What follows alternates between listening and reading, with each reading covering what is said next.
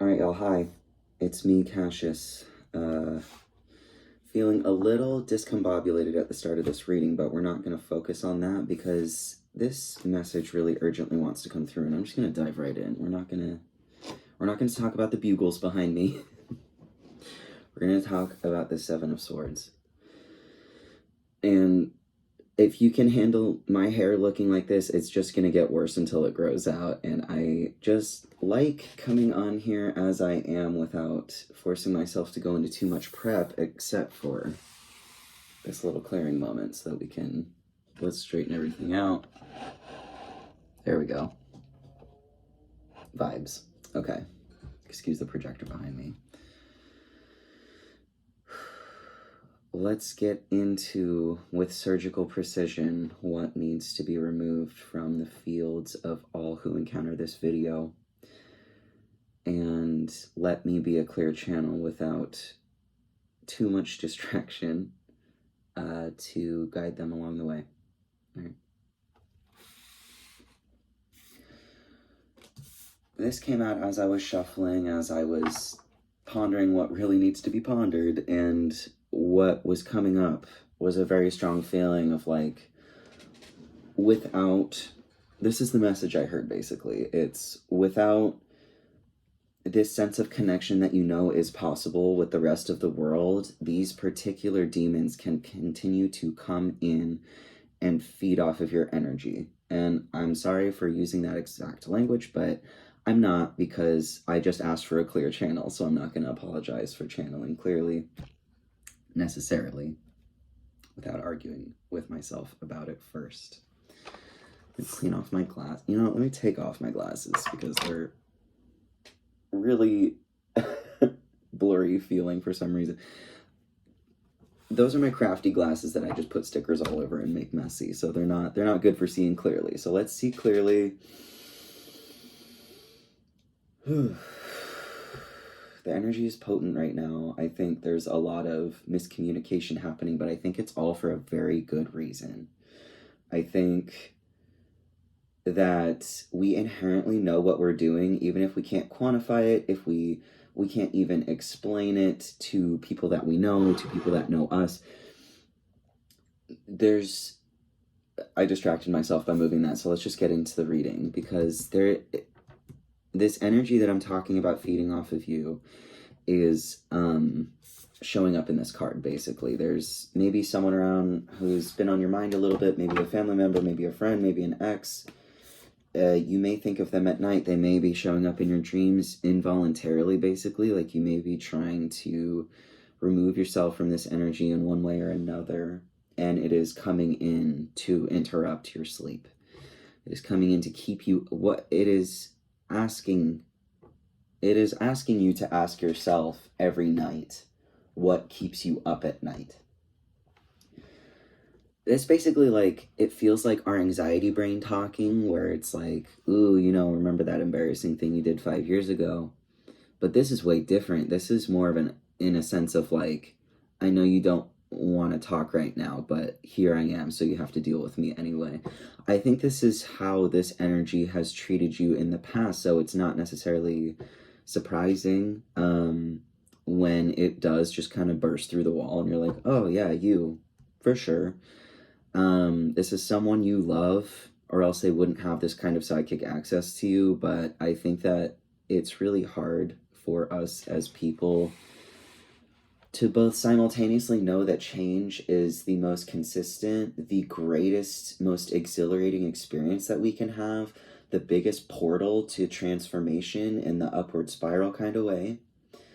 But it also scares people. It can also, and I think change is talked about in such a one-dimensional way, where it's like, why don't you understand how I'm changing?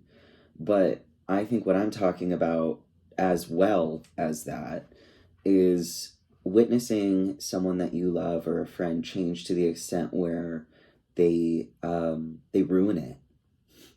Like, basically, this person who is trying to re-enter has ruined the reputation of themselves to you. And they are angry that you understand that you felt that they were energetically retaliating against you, but they don't understand how you know. That's why they feel like they can cross those boundaries so strongly. They're like, there's no way you know that I was fucking you over. There's no way you know that. But you do. Somehow you do. And I just like, it's a self-injury by pulling up my sleeve and hitting my chest and making, it didn't hurt too bad, but I think it was reminding me like, the way that you feel when being reapproached by this energy is like, you don't know what I had to give up in order to learn about this, about you. You don't know what I had to give up in order to know. You think that it was just willy-nilly fun time of, oh, getting psychic downloads, or oh, I heard it off of a reader online, or we don't want to believe these things when they're happening. We don't want that to be the reality. So it's like when people think that it's just kind of this game of I was going to say cat and mouse, but my brain wanted to say catch and mouse. So maybe it's like people like catching you and then releasing you so that you can run away again so that they can catch you again. I don't like the feeling of that, and neither do you. So let's figure out how to deal with that. 3 shuffles.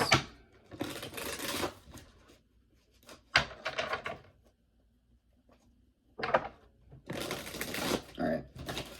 These cards are well loved. I keep seeing the Tower reversed as well. I think that the investigation that you are being forced to do is for your own safety.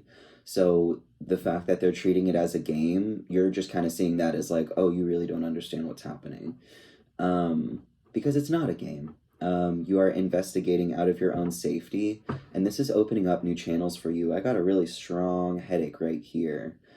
Maybe I'm thinking too hard about it. Maybe you're thinking too hard about it. Basically, it's like, you said that, Cash. You said that. Okay, so. Well, let's just take this one and see what's up. Interesting. I'm getting that page of wands that just opened up in the middle of the deck. It wasn't necessarily out on the table. It was in the middle of the deck to show you're opening up new channels in order to close channels. You're opening up channels similar to your old channels in order to close those old channels. And I'm looking into this too hard because my mother wound, I have like a mother wound on my left side because the left side is the feminine, it's in the past, and there's just a specific area that hurts when I like initiate that archetype, which to me can really feel like a lot of over investigating. So let me clear that out a little bit. I don't want to over investigate, because that can also be traumatic if there's discovery of something that was not yet ready to be discovered in the mind, and so it can re-traumatize an individual to remember something that they weren't necessarily ready to recall that day, or like their nervous system was out of whack, so it just had a lot more impact than it should have. And maybe they don't have the coping techniques ready to them, as in something like going to play Tetris immediately after being traumatized by something. You get in a fight with somebody, you remember a fight with somebody, you almost get in a car wreck. I wouldn't say start playing Tetris behind the wheel, but I would say at your next stop, the next time you pull, first of all, pulling over to take a breath is a really good idea, okay?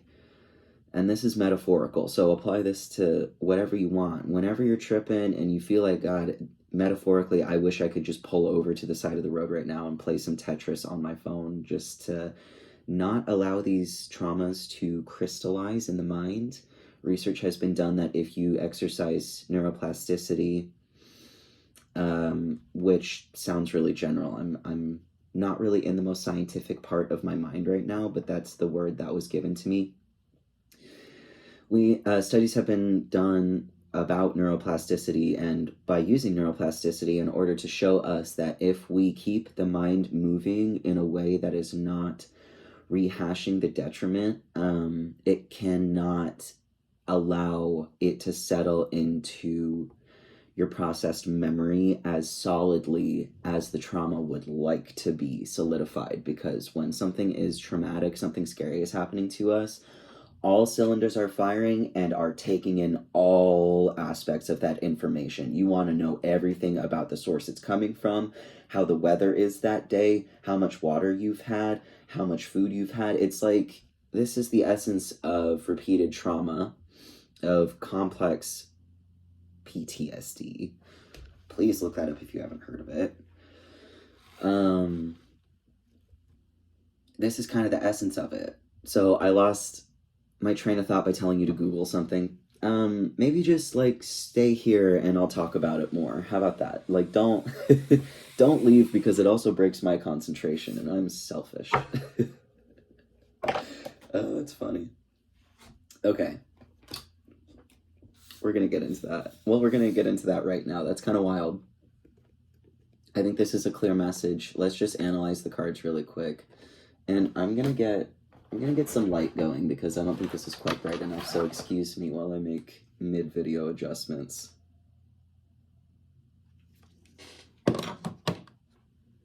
Okay. So we have the Lovers and the Devil. And good golly me, I do not remember which one was reversed when we started this. I think it was this way. I think that's sending a very clear message, though, is what I was trying to show you is that these two cards basically are mirrors of each other. We have a divine, or basically like an out-of-this-world figure overseeing two individuals. Let's see where they're all looking and everything. So in this one, they're both kind of zoned out. They're not really looking anywhere. There's no real place to look. And in this one, she is looking up at Archangel Gabriel, and he is looking over at her. So that's very interesting to have next to each other with these differences, because I think you're being told that whatever situation this is, and this almost feels a little bit separate, but I think it is repeating something that happened with this first situation, or this, these original cards that came out. I think that with me not recalling, and it's funny because this is on video, so you go back and you discover, which orientation it was, and laugh at my bad memory skills. But I think the fact that I can't remember is kind of alluding to the fact that this situation, whether it's separate from this first one or currently happening, now, it feels like you can't distinguish between good and bad, between friends and enemies, between lovers and demons, because, and I think it's obviously feeling clear now that this is just showing how kind of like an original situation with the C-PTSD has repeated so many times that when you are now encountering a new situation where like people's intentions may be flippant, and this got knocked out from the bottom of the deck, and once again, here's the Tower reversed. By sitting here and dissecting this right now, I think we're avoiding a big disaster. A few birds just flew by for confirmation. I think that means moving forward. They were flying fast. I barely got to see them. This is worth looking into. Okay? This is reopening up your crown chakra, and I'm getting chills on the right side as I say that, down my shoulder on my masculine side. It feels empowering to get back in touch. Okay? So with those chills on the masculine side, let's charge up this right hand while I channel this part. I think what we're really getting at is no matter what the specifics of the situation are, no matter who is feeling flippant around you, no matter who is trying to steal from you, no matter who is trying to take from you, beat you down, make you think that you're someone you're not, make you think that you're someone that they are. Your open channel to insight is preventing you from going all the way on that path. You're not going to do it. You're not going to do it. We saw that Page of Wands in the middle of the deck saying you you took yourself back a few steps to start over and go, let me look at this with a clean slate, basically. Let me look at this through the lens of a clean slate. Let me reevaluate myself. Let me reevaluate these plans on the table, this blueprint. I'm really seeing that there was just a big blueprint laid out. And there were all these notes added by someone else. There was like these kind of edits made to the blueprint, like, oh no, this room will not get an ample amount of light for what it is, so you need to just totally take out this wall. And oh, this door is too narrow because they have a grand piano. You know, what if they have a grand piano? What are they going to do if they can't fit through the front door? And you got to get rid of that. And oh, this backyard just doesn't make sense. We need a pool. I know, like, you weren't thinking that, but we need a giant pool out here.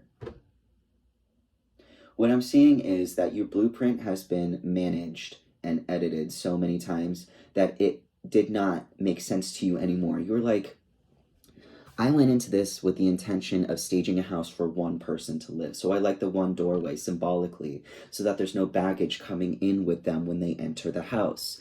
I like having a window on this front entryway area because I don't want them having a TV when they come in here. I want this room to be TV repellent as the architect, right? And the backyard here was meant to be a garden, not a pool.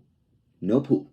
So you're going back and you are, I saw this TikTok earlier of, and I would credit it if my memory were better, but it's like this person playing a mom out in the backyard drinking the wine, like, oh, isn't it so nice? And then they see like a random weed as they're like talking about the no Christmas presents this year, we're gonna go on a cruise or whatever. And then they walk over to a potted plant and there's just this vine sticking out. And what is this doing here? And just rip it out and threw it. And that really made an impact on me because I like throwing things and I like funny visuals like that. And I like the skit itself. You are doing that with this blueprint right now. And that's why this is not going to happen. And that's why you are avoiding a huge tower moment, is because someone else came in to edit your blueprint while trying to steal the plan. They were trying to steal the blueprint and say, now that I've made enough adjustments to it, I can now say that I built this house. And I'm hearing here that that may have happened from 3 different people in your life. That may have happened to you 3 times over. You have 3 different edits on your blueprint. And you may be all 3 of those people. It may be all external people. It may be people from your past who came in and said, you don't function the way I think you should. You really ought to listen to me right now because I'm going to tell you how to function. And then you went back to your blueprint when you went home and went, well, my teacher told me that I'm not good enough in this department, so I've got to take what they're saying, use my hand, and edit my blueprints. This is C-PTSD. Because every time you refer to the blueprint, you don't see what it started as. You see the notes. You see everything that you didn't add because you go, oh God, there are new notes. I left for 5 minutes. And, someone's grabbed my blueprint again and scribbled all over it. Okay? That's what it feels like because you keep giving them access to your blueprint. You feel me? They don't need access. I'm going to pull from this other deck because I feel called to. We're getting really big cards on the table, so I want to see if any repeat or anything.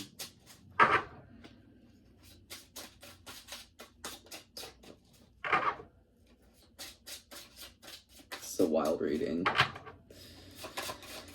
Let's see. Any clarifiers for any cards already out on the table, Spirit? Do we just have any, context that can be shown?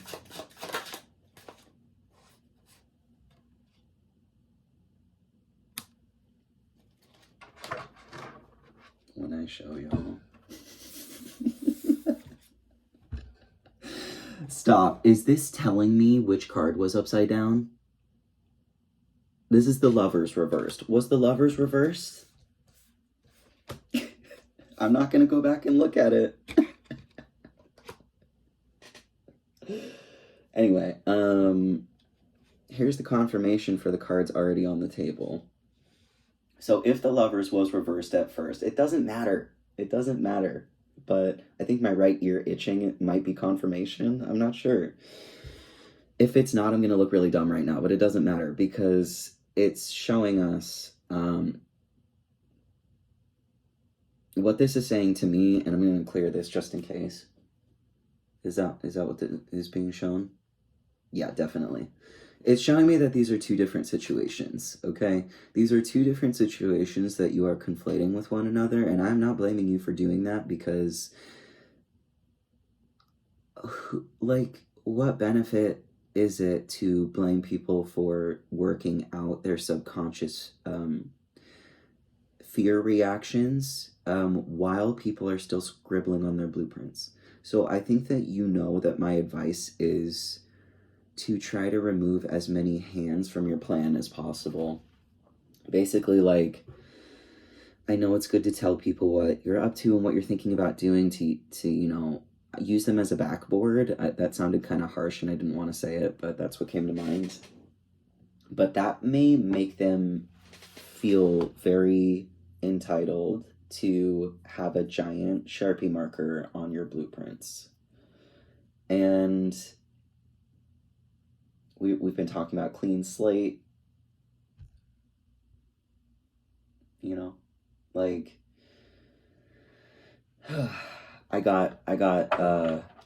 my thought got interrupted by a need to like set a trigger warning on this video because I'm talking about C-PTSD, and I felt like I couldn't even get that sentence out because my anxiety is kicked up about it. So I'm gonna take a breath.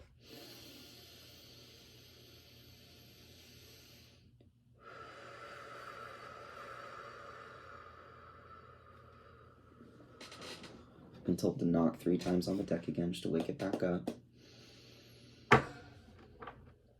This past or separate situation is causing you to project onto a more recent or current situation that is causing your perception to flip around on what this person's intentions are with you. Because I don't think that this person had any other intentions than to do what they were going to do. But I think that this other side's intentions, we're being told that it's worth looking into so that we don't repeat this pattern, okay? So let's pull for the High Priestess and see what her advice is.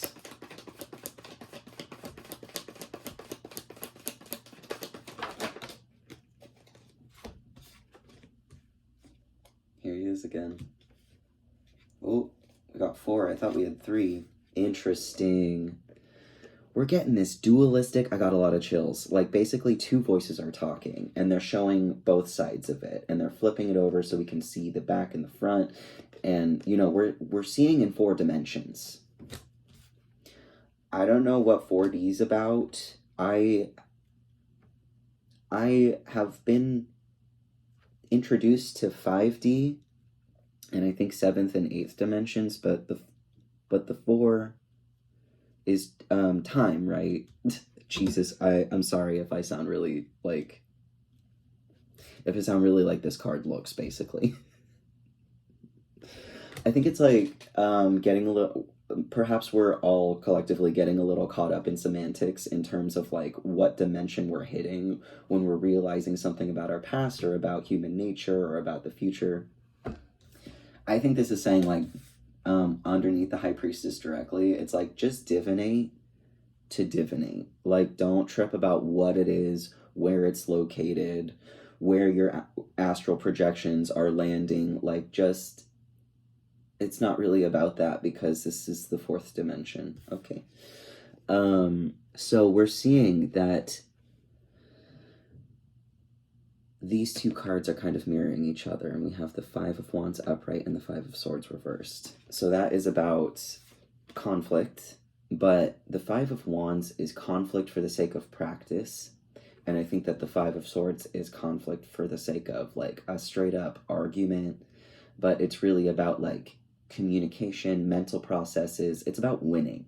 You can win or lose in a sword fight, but when you're just practicing out on the field, you're practicing with each other and you're all getting stronger. It's a bit more like Fight Club energy, but I mean that in like everyone is kind of getting stronger together while also we're being reminded to be mindful about our egos while we're practicing with each other, right? Because it's if ego gets involved, and I think that's kind of what that story is speaking to, that story by Chuck Palahniuk is talking about, is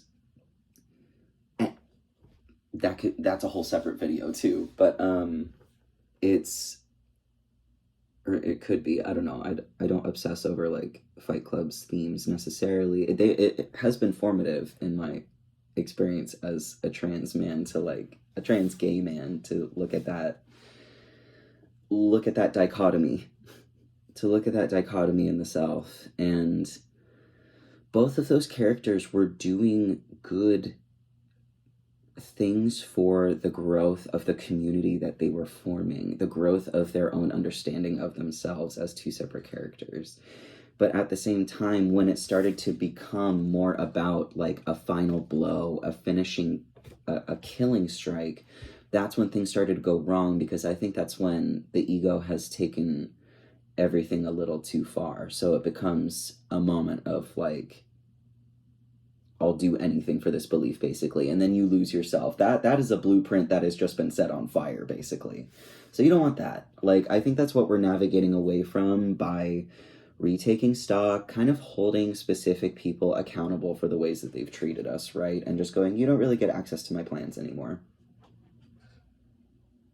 Like, nothing personal. You just, like, spilled coffee all over them last time. And you know you did that. You know what I mean? So that's not where you're not going to have a blueprint fight.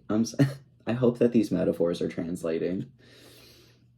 But here it's, you can remain in the realm of practice. You can remain humble. You can get whacked on the shin and get a bruise and limp for a week, but not get stabbed through the heart. Like, this is not necessary, because there's, you know, this person is collecting dead people's weapons. This person doesn't mind doing that, but you do. You do. You mind. You're like, I'd rather practice and get stronger and turn my cookie dough body into a sculpted masterpiece, as, I don't know if that's how the line goes. And yes, there is inherent toxic masculinity in that. Deal with it. There's inherent toxic masculinity in the air you breathe.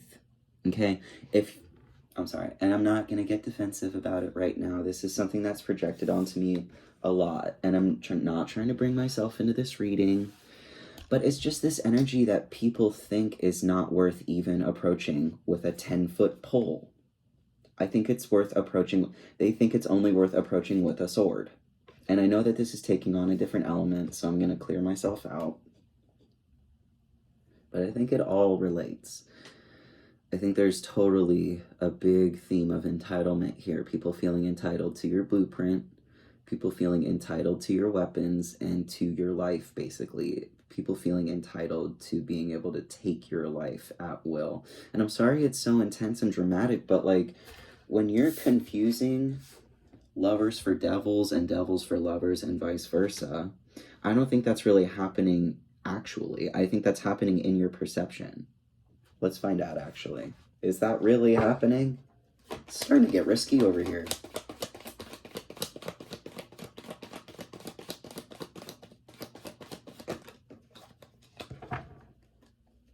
It hurt me to even ask. I was hoping that nothing would come out, because I feel that this is like, we wouldn't be needing to learn this lesson if you were in the same place you started. You need to learn this lesson because you're someplace better now. So much better. So much better. Okay, so let's see what flipped over here. This is healing you. This is healing you from this, okay? But you're learning that you don't have to do the same action with the same weapon in order to have the same amount of impact. You can do it with kindness and love and knowing that you are supported. You feel better now. You know it. You know it. And this landed right next to the 7 of Cups reversed, just to help you ground through the confusion that I felt through your reading about this other energy's intentions for you, okay? They're good. They're good. You're confusing their nature for someone else's, but they just have bigger energy than that first energy. So they don't have to steal from you. They can give to you. And it's confusing to receive when this is what you have been used to receiving up until this point. If you're used to people stealing from you, trying to kill you and take your stuff, when someone actually gives to you, and although your perception is flipping around back and forth, it's okay. This is just the trauma. It's not your fault. It is not your fault that you are scared. It is your honor to be reestablished and fed into at this point. It is your birthright to be loved intensely.